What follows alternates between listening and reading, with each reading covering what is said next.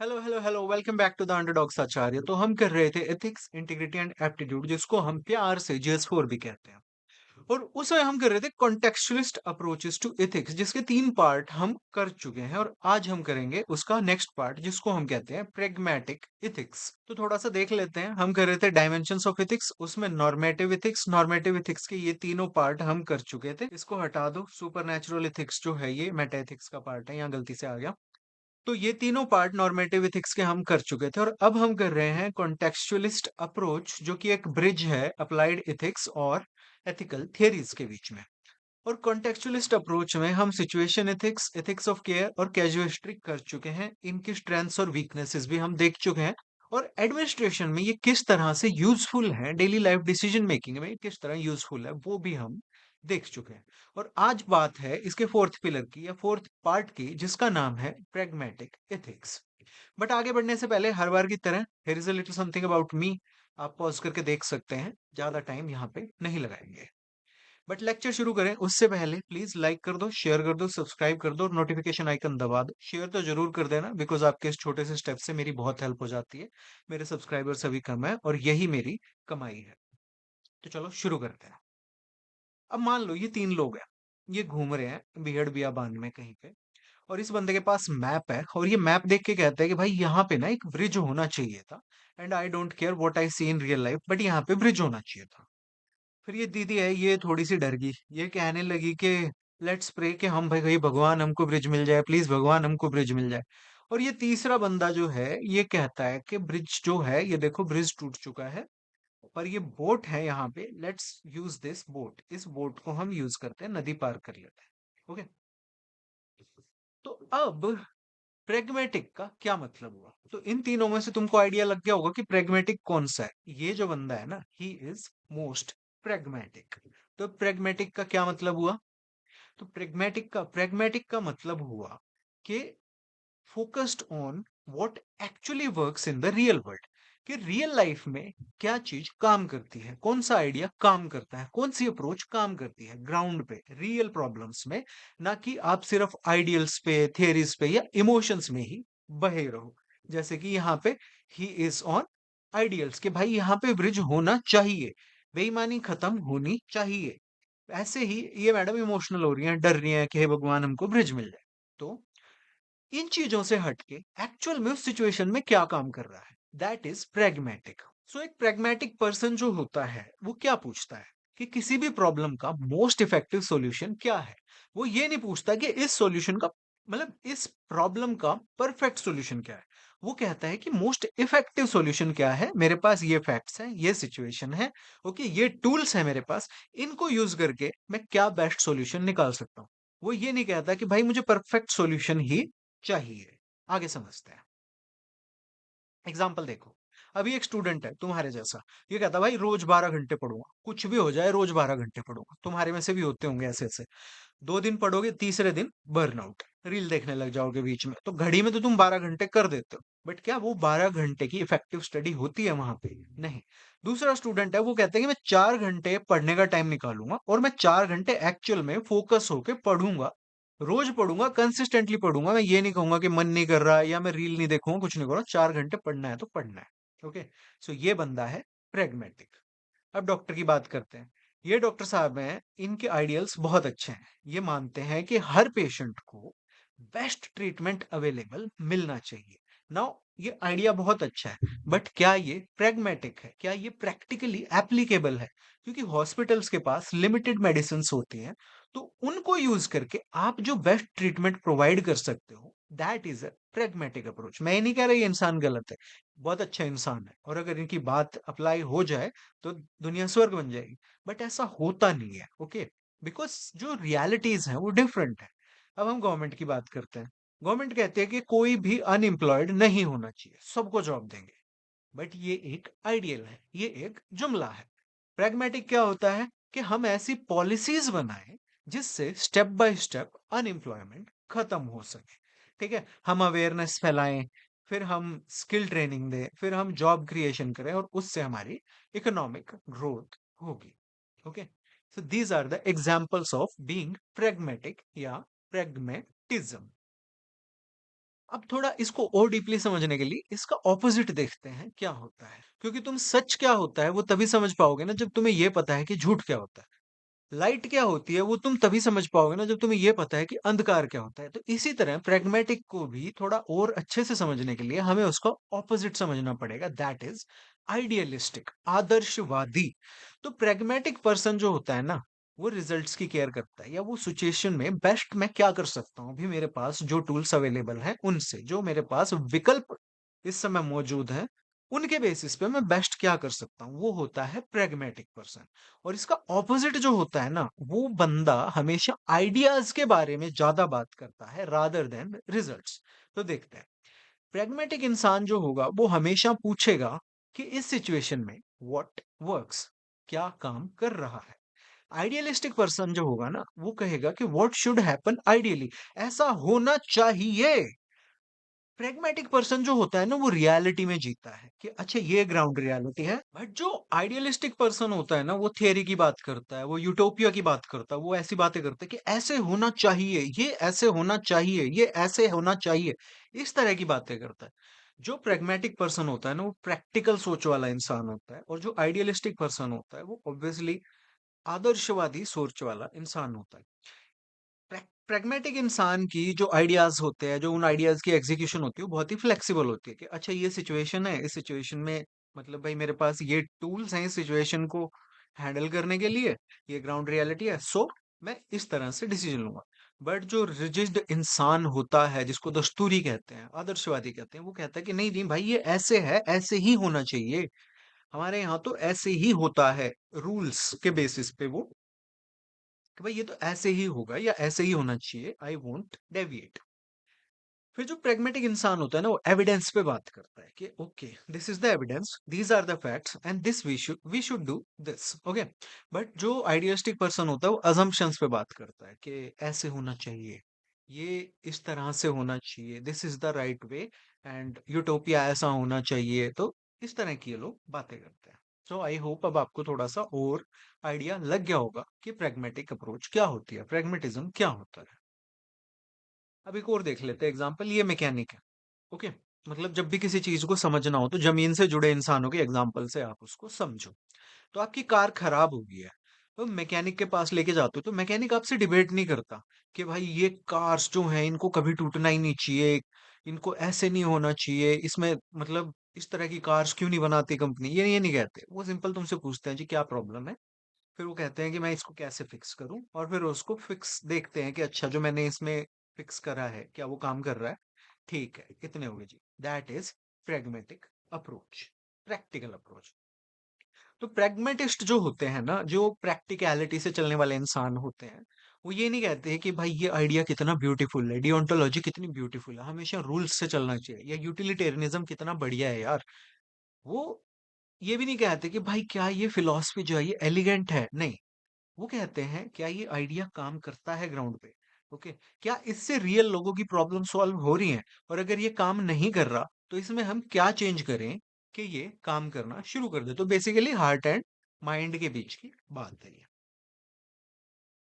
अब pragmatism important क्यों है, क्योंकि देखो हमारी लाइफ्स जो हैं वो मेसी हैं, बहुत कॉम्प्लेक्स है, और उसमें ना प्रॉब्लम्स के जनरली परफेक्ट आंसर्स नहीं होते हैं। तो प्रेगमेटिक पर्सन जो होता है ना, वो इस चीज को एक्सेप्ट करता है, और फिर वो उस ऑप्शन को चूज करता है जिससे उसको उस सिचुएशन में जो बेस्ट प्रैक्टिकल आउटकम मिल जाए। तो वो ये नहीं कहता, जब उसको कोई आदर्शवादी आइडियलिस्ट कहता है कि ऐसे होना चाहिए, तो कहेगा कि भाई आप जो बोल रहे हो वो बहस के लिए सुनने के लिए अच्छा है, लेकिन प्रैक्टिकल नहीं है। प्रैक्टिकल बात करो ग्राउंड पे क्या काम करता है। और इसीलिए ये जो प्रैग्मेटिज्म वाली अप्रोच है ना, ये फिलोसफी में बहुत ही ज्यादा इंपॉर्टेंट बन गई, इन्फ्लुएंशियल बन गई। पहले जो फिलोसफर होते थे वो मतलब क्या डिबेट करते थे, what is truth, what is justice, what is freedom, क्या मतलब है इन चीजों का, is this freedom, is this justice, नहीं। प्रैग्मेटिस्ट आए ना जो ये तीन जेंटलमैन, ये तीनों, okay, Charles Sanders Peirce, Charles Sanders Peirce, William James and John Dewey. नाम याद रखने की जरूरत नहीं है, बस मैंने दिखा दिया आपको। तो इन तीनों ने एक क्वेश्चन पूछा, ओके, और जो क्वेश्चन पहले वाले फिलोसफर से काफी अलग था। इन्होंने कहा ये तुम्हारे आइडिया है ना ये ठीक है, तुम्हारे आदर्श, तुम्हारे उसूल, वो अमिताभ कह रहा था, वो शशि कपूर कह रहा था ना दीवार में या जंजीर में, ये ठीक है, तुमने पता लगा लिया व्हाट इज ट्रुथ, तुमने डिबेट भी कर ली 100-200 साल इस पे, तुमने जस्टिस पे डिबेट कर ली, तुमने फ्रीडम पे डिबेट कर ली। बट हमें ये बताओ कि जो जनता है, जो लोग हैं, जो आम आदमी है, उसकी लाइफ में तुम्हारे इन आइडियाज से क्या प्रैक्टिकल डिफरेंस आया? इन्होंने कहा कि अगर तुम डिस्कस कर रहे हो, तुम डिबेट कर रहे हो, पर तुम्हारे आइडिया से रियल वर्ल्ड में कोई चेंज ही नहीं आ रहा है, तो फिर उस आइडिया की कोई वैल्यू नहीं है। ये प्रैग्मेटिस्ट थिंकर्स ने कहा।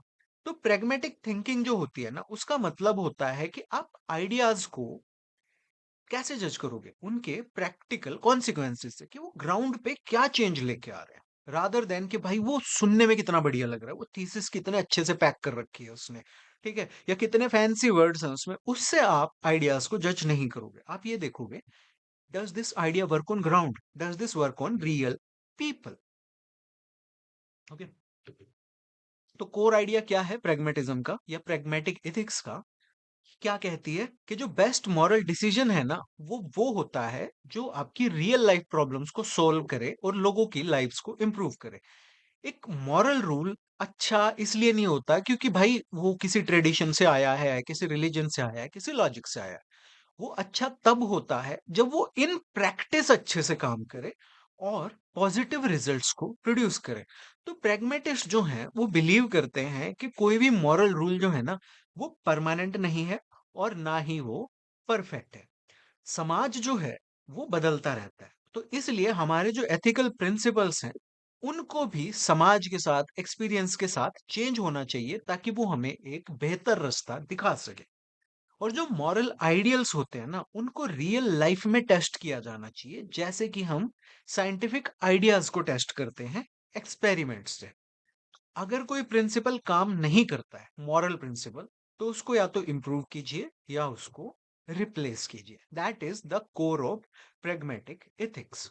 ओके, तो अब ये जो प्रैग्मेटिक एथिक्स है, ये डेवलप क्यों हुई, इसका थोड़ा हिस्टोरिकल कॉन्टेक्स्ट समझो। तो ये लेट 19th सेंचुरी में यूएसए में इमर्ज हुई एज अ रिएक्शन अगेंस्ट जो आपकी एथिकल थियरीज थी ना, टेलियोलॉजी, यूटिलिटेरियनिज्म, एटसेट्रा एटसेट्रा, जो कि बहुत ही ज्यादा एब्स्ट्रैक्ट थी, रिजिड थी, और एवरीडे लाइफ से वो बहुत ही डिस्कनेक्टेड थे। तो ये जो फिलोसफर्स थे तीनों, पियर्स, जेम्स और ड्यूई, इन्होंने बिलीव किया कि ये जो एंडलेस डिबेट्स चल रहे हैं कि डियोंटोलॉजी अच्छी है या यूटिलिटेरियनिज्म अच्छा है या वर्च्यू एथिक्स अच्छी है, टेलियोलॉजी अच्छी है, ये सब फालतू की बातें हैं। हमें ये एब्सोल्यूट ट्रुथ ढूंढने की जगह ऐसी चीजों पे बात करनी चाहिए, ऐसे प्रिंसिपल्स पे बात करनी चाहिए जो हमें प्रैक्टिकल सॉल्यूशंस ढूंढने में हेल्प करें और रियल ह्यूमन प्रॉब्लम्स को सॉल्व करने में हेल्प करें, ग्राउंड पे उनका इम्पैक्ट हो। तब तुम्हारी एथिक्स की, तुम्हारी मोरालिटी की कोई वैल्यू है। नहीं तो कहाँ गए तुम्हारे उसूल और कहाँ गए तुम्हारे आदर्श? तो इसका पहला रीजन था reaction against rigid moral theories. Okay, तो जो एथिकल थियरीज थी वो फिक्स्ड रूल पे फोकस थी, जैसा कि हमने देखा, या एब्स्ट्रैक्ट प्रिंसिपल्स थे, और उनसे बहुत ही लिटिल, बहुत ही थोड़ी गाइडेंस मिलती थी आपकी जो प्रैक्टिकल सोशल प्रॉब्लम्स थी उस टाइम पे, उनको सॉल्व करने के लिए। दूसरा था साइंस का इन्फ्लुएंस, क्योंकि देखो लेट 19th सेंचुरी में भाई इंडस्ट्रियल रेवोल्यूशन वगैरह उससे पहले आ चुके थे और ये साइंटिफिक मेथड की सक्सेस हो चुकी, जिसने कि शो किया कि नॉलेज जो है ना वो इम्प्रूव होती है अगर हम उसको ऑब्जर्व करें, उस पर एक्सपेरिमेंट करें, और एक्सपेरिमेंट करके अगर हमें कुछ गलत मिलता है तो हम उसको करेक्ट करें। तो प्रेग्मेटिस्ट्स ने माना कि ये एथिक्स जो है ना, इसको भी साइंटिफिक अप्रोच ही फॉलो करनी चाहिए, कि आप आइडियाज को ऑब्जर्व करो, फिर इनको इन प्रैक्टिस उन पे इनको अप्लाई करके देखो, एक्सपेरिमेंटेशन करो, और अगर वो काम नहीं करते हैं तो करेक्ट करो उनको, तो इससे आपको एक बेटर अंडरस्टैंडिंग होगी। दूसरा, रैपिड सोशल चेंज इसका रीजन था। तीसरा, इंडस्ट्रियलाइजेशन हो चुका था, अर्बनाइजेशन हो गया था, डेमोक्रेसी बहुत जगह पे आ चुकी थी, नई टेक्नोलॉजीज आ रही थी। तो इससे क्या हुआ कि ऐसी प्रॉब्लम्स क्रिएट होनी शुरू हो गई जिनसे जो पुराने मॉरल रूल्स थे ना, वो उनको एड्रेस नहीं कर पा रहे थे। सोसाइटी को फ्लेक्सिबल और प्रैक्टिकल एथिकल थिंकिंग चाहिए थी, कि भाई पहले लेडीज को कहा जाता था घर में रहो, ये करो। फिर जब टेक्नोलॉजी आ गई, अर्बनाइजेशन आ गई, इंडस्ट्रियलाइजेशन आ गई, डेमोक्रेसी आ गई, तो भी राइट्स मांगने शुरू किए। ये एक एग्जांपल दे रहा हूँ। तो जो पुराने रीति रिवाज थे जिनको मॉरल माना जाता था, वो अभी यहाँ पे कहीं ना कहीं लैक कर रहे थे। तो इन रीजंस की वजह से, सोशल चेंजेस की वजह से, जो प्रेग्मेटिक थिंकिंग है उसको बढ़ावा मिला। देन फोर्थ था focus on real world results. अब ये नहीं पूछा जा रहा था कि भाई कौन सी मॉरल थियरी एब्सोल्युटली ट्रू है, प्रैग्मेटिस्ट पूछ रहे थे भाई सॉल्यूशन बताओ तुम। लोग इस सिचुएशन में है, इसको कैसे निकालोगे। ओके, तो प्रैग्मेटिक सोच की, प्रैक्टिकल थिंकिंग को बढ़ावा मिला इससे। तो अब ये प्रैग्मेटिज्म जो है ये कैसे इवॉल्व हुआ।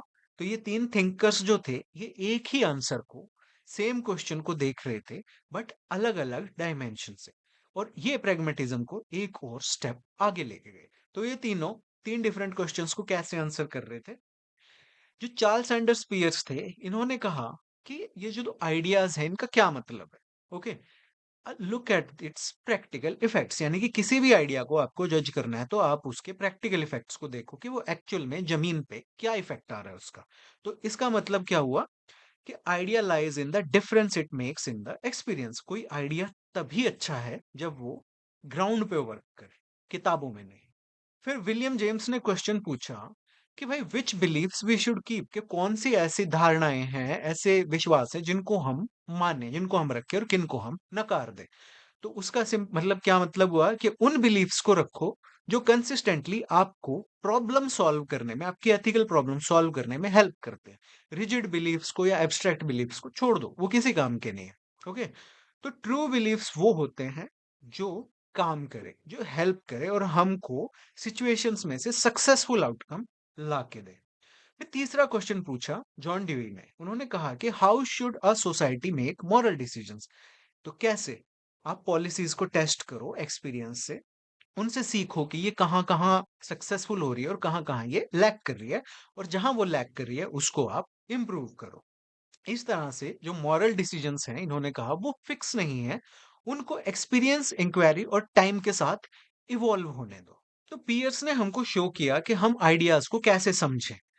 जेम्स ने बताया कि कौन से आइडियाज को आपको ट्रस्ट करना चाहिए और किन को नकार देना चाहिए, और ड्यूई ने बताया कि किस तरह से इन सब से हम एक अच्छी सोसाइटी बिल्ड कर सकते हैं। तो इस तरह प्रैग्मेटिज्म का एवोल्यूशन हुआ।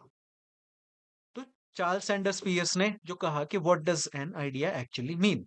तो पियर्स ने नोटिस किया कि फिलोसफर्स जो हैं वो सेंचुरीज से आइडियाज के बारे में आर्ग्यू किए जा रहे हैं, पेपर्स छापे जा रहे हैं, बट उसका कोई प्रैक्टिकल डिफरेंस नहीं आ रहा, कोई जमीन पे उसका इम्पैक्ट नहीं आ रहा है। तो इन्होंने कहा कि अगर किसी आइडिया से प्रैक्टिस में, इन प्रैक्टिस में, रियलिटी में कोई फर्क ही नहीं पड़ रहा है तो उसके ऊपर बहस करने का क्या फायदा है। फिर तो तुम अपनी जाड़ घिसाई कर रहे हो बिना बात में। एग्जाम्पल से समझो। अब मान लो ये आईएएस ऑफिसर है, ये कहते हैं कि हमें सैनिटेशन वर्कर्स की डिग्निटी एंश्योर करनी चाहिए, इन्होंने ये बोल दिया। ओके, तो अब जो पियर्स अंकल हैं ये इन आईएएस से क्वेश्चन पूछेंगे कि जब आप डिग्निटी बोलते हो तो उसका मतलब क्या है। अभी आपने जो बोला है वो एक एब्स्ट्रैक्ट आइडिया है, वो एक जुमला है। आप मुझे ये बताओ कि जब आपने डिग्निटी कहा तो आपका मतलब क्या है। ओके, तो ऑफिसर उनको कहते हैं कि जब मैं डिग्निटी कह रहा हूं तो उसका मतलब है कि मैं सैनिटेशन वर्कर्स को सेफ्टी इक्विपमेंट दूंगा, उनकी जो सैलरीज हैं वो टाइम पे करूंगा, उनको हेल्थ इंश्योरेंस दिलाऊंगा और जो मैनुअल स्कैवेंजिंग है उसको रोकूंगा। तो इससे क्या हुआ कि जो डिग्निटी जो सिर्फ एक जुमला था, जो एक एब्स्ट्रैक्ट आइडिया था, वो अब एक ऐसी एंटिटी या ऐसी क्वांटिटी बन चुका है जिसको आप ऑब्जर्व कर सकते हो और जो ग्राउंड पे एक्शनेबल है, एक्चुअल में प्रॉब्लम्स को सॉल्व कर रही है। अब अगर कोई कहेगा कि इन आईएएस ऑफिसर ने सैनिटेशन वर्कर्स की डिग्निटी एंश्योर करने के लिए क्या किया, तो उसको क्वांटिफाई किया जा सकता है कि इन्होंने सेफ्टी इक्विपमेंट दिए, उनकी वेजेस दी, उनको इंश्योरेंस दिया, उनकी मैनुअल स्कैवेंजिंग, और क्या इनमें करप्शन हुई, नहीं हुई, ईमानदारी से किया गया, इन सब पैरामीटर्स पे आप डिग्निटी को एक्चुअली मेजर कर सकते हो और इंप्लीमेंट कर सकते हो। तो ये था पियर्स का कंट्रीब्यूशन। तो पीएस जो हैं वो ये नहीं डिसाइड कर रहे थे कि कोई आइडिया गुड है या बैड है। वो ये कह रहे थे कि ये जो आइडियाज है ना, इनके प्रैक्टिकल कॉन्सिक्वेंसेस से इनको आइडेंटिफाई करो कि ये अच्छे हैं या बुरे हैं। पियर्स ने कहा कि अगर आप ये नहीं एक्सप्लेन कर सकते कि आपके आइडिया से रियल वर्ल्ड में क्या बदलाव आ रहा है, तो आपका आइडिया बकवास है, वेग है। तो इससे क्या हुआ, पियर्स का क्या मैसेज था। अगेन, आइडिया को उसके रियल वर्ल्ड कॉन्सिक्वेंसेस से आप समझो, उसको देखो, उसकी डेफिनेशन से नहीं। ये थी पहली स्टेज चार्ल्स सैंडर पियर्स की। सेकंड स्टेज पे आते हैं विलियम जेम्स। इन्होंने क्या कहा कि हमें कैसे पता होगा कि कौन-सा बिलीफ जो है उसको हम रखें और कौन-सा बिलीफ है जिसको हम फेंक दें। तो जेम्स ने जो पियर्स अंकल थे ना पहले, उन्होंने इनके आइडिया को लिया, बट उन्होंने उसको बिलीफ पे फोकस किया। उन्होंने ये कहा कि जो तुम्हारे बिलीफ्स हैं, जनता से कहा कि जो तुम्हारे बिलीफ्स हैं, क्या वो तुम्हारी जिंदगी को बेहतर बना रहे हैं? सो जेम्स के लिए हमारे जो एक्सपीरियंसेस होते हैं ना, प्रैक्टिकल ऑन ग्राउंड एक्सपीरियंसेस, उनसे ही हमारे बिलीफ्स का टेस्ट होता है।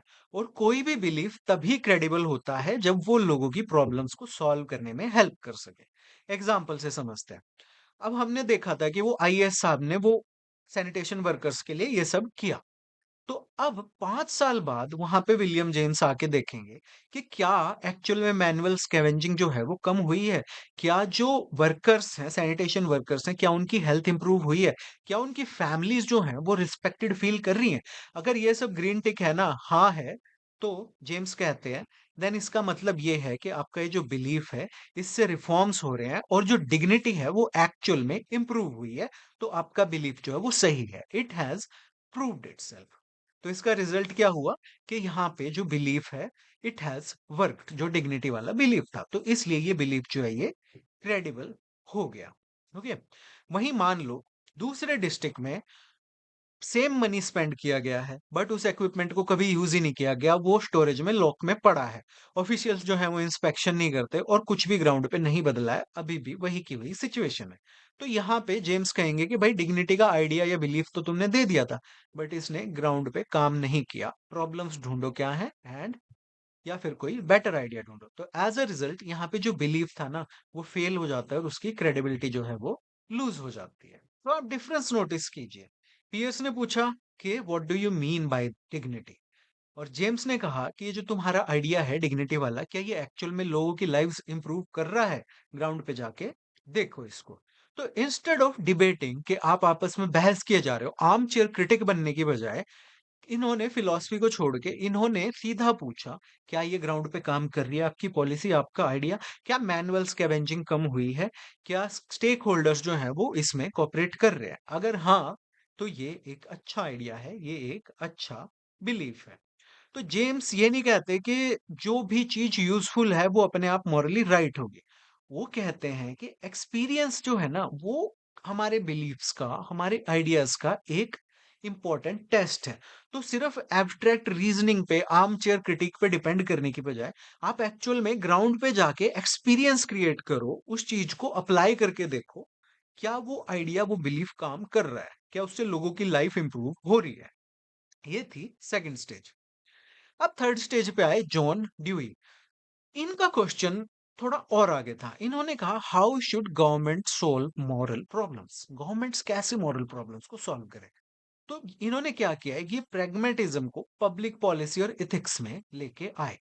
इन्होंने कहा कि आप हर एक पॉलिसी को साइंटिफिक एक्सपेरिमेंट की तरह ट्रीट करो।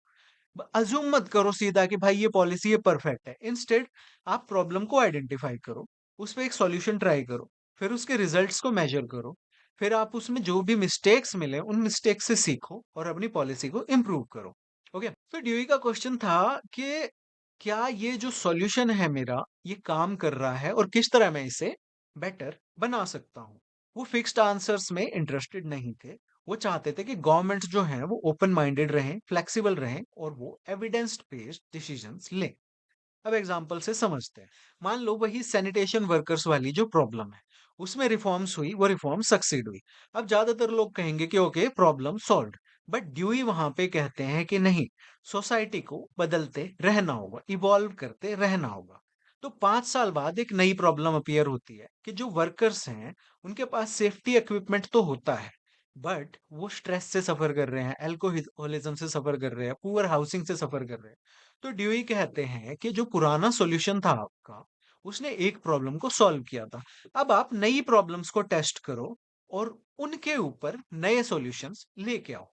तो फिर उन्होंने कहा कि मे बी आपको मेंटल हेल्थ सपोर्ट इंट्रोड्यूस कर देनी चाहिए, स्किल डेवलपमेंट इंट्रोड्यूस करनी चाहिए, बेटर हाउसिंग देनी चाहिए, इनके बच्चों की एजुकेशन इंश्योर करनी चाहिए।